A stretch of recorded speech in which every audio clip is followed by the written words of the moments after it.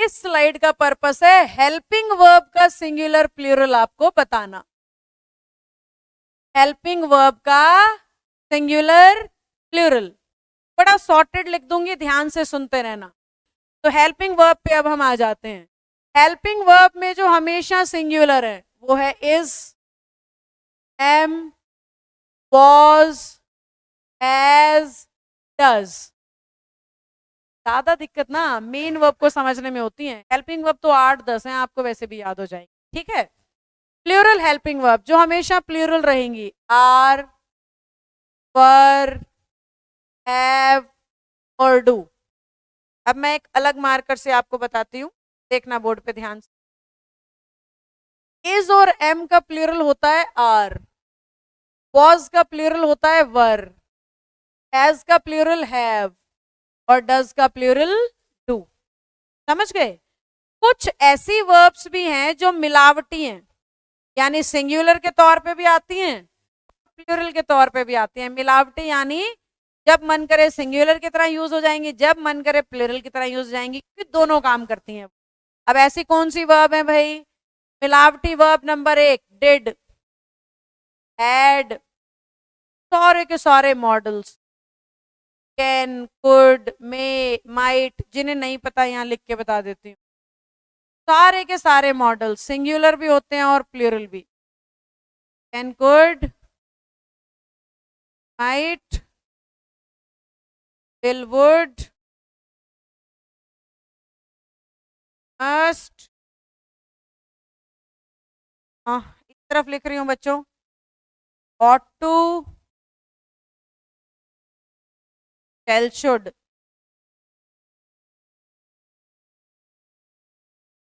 ये सारे के सारे मॉडल्स हैं और सारे के सारे मॉडल डिड और हैड सिंगुलर भी होते हैं और प्लूरल भी, यानी कि इन्हें अपने सब्जेक्ट से कोई फर्क नहीं पड़ता, इन्हें हर जगह लगाया जा सकता है।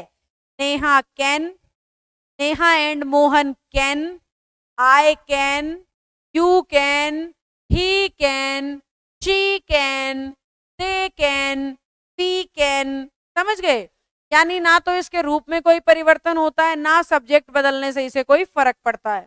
तो आपका डिड, आपका हैड और सारे मॉडल सिंगुलर की तरह भी यूज होते हैं और प्लूरल की तरह भी यूज होते हैं। तो हमारी सिंगुलर वर्ब कौन सी हो गई? Is, am, was, has, does. घर बैठे बैठे बोलेंगे। प्लूरल कौन सी हो गई? Are, were, have, do. इसी तरीके से सिंगुलर और प्लूरल दोनों का काम कौन करती हैं? डिड, हैड और सारे के सारे मॉडल्स। आओ अब इसके एग्जाम्पल दिखाती हूँ। देखो, अगर मैं बात कर रही हूं ही की, तो इसके साथ कोई सिंगुलर वर्ब आनी चाहिए। अगर मैं बात कर रही हूं दे की, तो इसके साथ प्लूरल वर्ब आनी चाहिए। कब इज आएगा, कब वॉज आएगा, कब हैज आएगा, कब हैव आएगा, ये जब टेंस पढ़ाऊंगी तब समझाऊंगी आपको।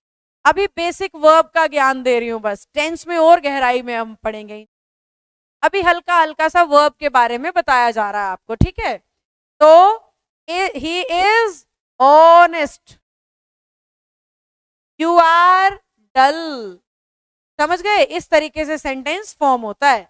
तो जब singular subject singular helping verb, जब plural subject plural helping verb, जब singular subject singular helping verb, पीछे करके सुन लेना, चाहे वॉज सिंगुलर था, जब plural subject plural helping verb were plural था। समझे बेटा? यहां तक की बातें आपको बेसिक वर्ब का ज्ञान दे रही हूं जो टेंस समझने में आपकी मदद करे। सीधा टेंस भी कई बार समझ नहीं आता, बेसिक वर्ब के बाद टेंस निश्चित तौर पर समझ में आते हैं। अब क्लास में हम 3 फॉर्म्स ऑफ द वर्ब के बारे में पढ़ेंगे थोड़ा सा, और टेंसेस को शुरू कर देंगे। हर क्लास में एक टेंस एक्सप्लेन करूंगी और उसकी खूब सारी हम प्रैक्टिस करेंगे। इस पूरे कोर्स के दौरान आप बड़े सारे सेंटेंसेस हिंदी से इंग्लिश बनाने वाले हो, जिससे आपका डर और हिचकिचाहट खत्म हो जाएगी। आइए अब मैं इंग्लिश में एक दूसरी चीज से आपको मिलवाती हूँ, जिसे हम कहते हैं एक्सेप्शंस। अभी थोड़ी देर पहले ना मैंने बोर्ड पे यू लिख के इरेज कर दिया था, और मैं सब बताऊंगी पर थोड़ी देर बाद। वो समय अब आ चुका है जब आप यू के बारे में जाने और आई के बारे में जाने। दोनों ना इंग्लिश हैं, ये रूल को समझते ही नहीं, ये अपनी चलाते हैं, जैसे गुंडागर्दी चलाता है ना गुंडा अपनी, तो आई और यू इंग्लिश के सबसे बड़े गुंडे हैं, ये अपनी गुंडागर्दी चलाते हैं और कहते हैं हमें किसी रूल से मतलब नहीं है भाई, हम तो अपने हिसाब से चलेंगे। अब अपने हिसाब से क्या मतलब है, मैं ध्यान से सुन। यू इंग्लिश में हमेशा हमेशा प्लूरल माना गया, यू इंग्लिश में हमेशा हमेशा प्लूरल माना गया है, मतलब चाहे इसके साथ मेन वर्ब लगा लो चाहे हेल्पिंग वर्ब लगा लो, हमेशा प्लूरल आएगी। यानी यू के साथ गो आएगा, यू के साथ आर आएगा, यू के साथ हैज लगाएंगे, तो नहीं होगा वो भी बता देती हूँ ना, सिंगुलर नहीं होगा। यू के साथ इज नहीं लगाएंगे, क्योंकि इंग्लिश ने कहा कि यू को तो हमेशा कैसा चलना है, प्लूरल चलना है। यू अपने आप को हमेशा कैसा इस्तेमाल करेगा, प्लूरल, चाहे हेल्पिंग वर्ब लेगा और चाहे मेन वर्ब, चाहे हेल्पिंग वर्ब लेगा चाहे main verb. Helping verb main verb याद है ना, समझाए थे आज की क्लास में। हेल्पिंग वर्ब हो या मेन वर्ब, यू प्लूरल लेगा। आई थोड़ा और बड़ा गुंडा है, आई पता है क्या बोल रहा है, आई बोल रहा है मैं अपने साथ मेन वर्ब तो प्लूरल लूंगा लेकिन हेल्पिंग वर्ब दोनों लूंगा, सिंगुलर भी और प्लूरल भी। आई बोल रहा है मेन वर्ब तो मैं प्लूरल लूंगा लेकिन हेल्पिंग वर्ब मैं दोनों ले सकता हूँ, सिंगुलर भी और प्लूरल भी। हेल्पिंग वर्ब मैं दोनों ले सकता हूँ, सिंगुलर भी और प्लूरल भी। कैसे मैम? आई के साथ सिंगुलर हेल्पिंग वर्ब आती है एम और वॉज, आई के साथ प्लूरल हेल्पिंग वर्ब आती हैं वर, हैव और डू। कहां पे कौन सी लगेगी वो मैं आपको टेंस में सिखाऊंगी, अभी आप वर्ब का बेसिक सीख रहे हो बस। तो आई के साथ मेन वर्ब तो हमेशा प्लूरल, यानी I go, I speak, I write, I dance. यानी कि गोज, स्पीक, राइट्स, डांसेस गलत होगा।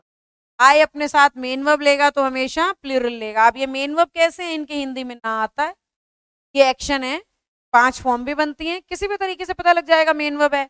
तो आई के साथ मेन वर्ब तो आएगी प्लूरल और हेल्पिंग वर्ब दोनों। आई एम अ टीचर ना, I have to do this, I don't know you, इस तरीके से। तो आई के साथ हेल्पिंग वर्ब लगेगा तो सिंगुलर और प्लूरल दोनों तरीके का इस्तेमाल होगा। आई के साथ वर्ब तब लगता है बच्चों जब हम कुछ काल्पनिक बात कर रहे होते हैं, इमेजिनेशन में जा रहे होते हैं। I wish I were a king, I wish I were a bird, काश मैं पक्षी ना, कल्पना ही है, पक्षी तो इंसान हो, काश में पक्षी होता। बहुत से लोग बैठे बैठे दिन में सपने देख रहे होते हैं, ओ हो कबूतर होता, किसी के भी घर जाता, कुछ भी खाता, कहीं भी, बस की टिकट भी नहीं लेनी पड़ती, एयरप्लेन की टिकट भी नहीं, बैठे बैठे सोच रहे हैं, इमेजिन कर रहे हैं।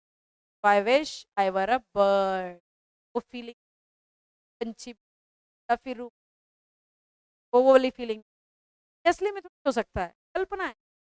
जब हम कल्पना करते हैं तब हम वर लगा, वर का मतलब ही इमेजिनरी वर्ब होता है, हमेशा किसको दिखाएगा, कल्पना को दिखाएगा। और वॉज कब आएगा, पास्ट के सिंगुलर में। देखो मैं गहराई में चली नहीं जाना, टेंस में बताऊंगी कहाँ पे क्या, फिलहाल बस इतना समझ लो। आई के साथ मेन वर्ब हमेशा प्लूरल, हेल्पिंग वर्ब सिंगुलर भी लग सकता है और प्लूरल भी। ये 2 हमेशा सिंगुलर फॉर्म की यूज होती हैं, ये 3 हमेशा प्लूरल फॉर्म की यूज होती हैं। एक बात और बताऊं, ध्यान से सुनना, नोट हो जाएगा ये, नोट में नोट कर लो इसको आप। नोट ये कह रहा है कि आई के लिए कभी मत लगाना हैज, आई के लिए कभी मत लगाना डज, आई के लिए कभी मत लगाना इज, और आई के लिए कभी मत लगाना आर। ये सारी की सारी वर्ब आई के साथ गलत मानी जाती हैं।